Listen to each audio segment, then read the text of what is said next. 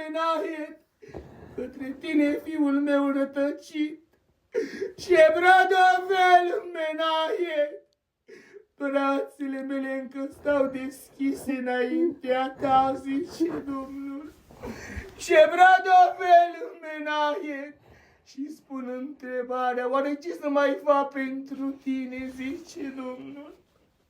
Și cine te-a ridicat în zorii dimineții să stai în capul oaselor, zice Domnul?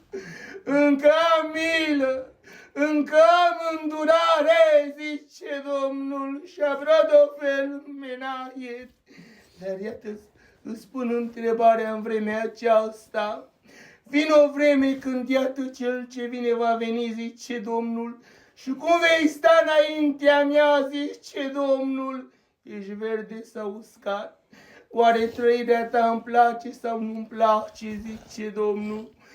Intră tu în graba mare la cercetare în vremea aceasta, căci iată, zice Domnul, se strigă pregătire, pregătire.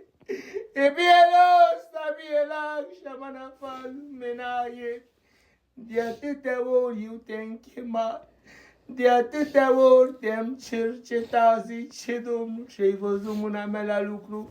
O, Șamanafal Menahet, Egladia Menahet, Șebradovel din Paravaragot, Șebradovel Menahet.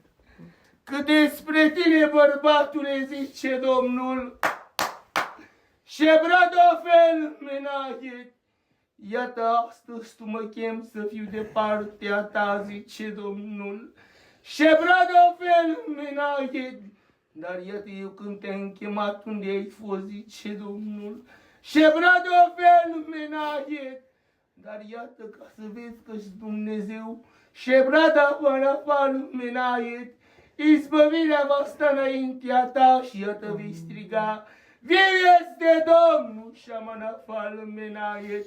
În vremea aceasta, zice Domnul, pocăiește-te, smerește-te, recunoaște-te, zice Domnul, căci iată, zice Domnul, de vei bătea la ușa mea, iată-ți voi deschide.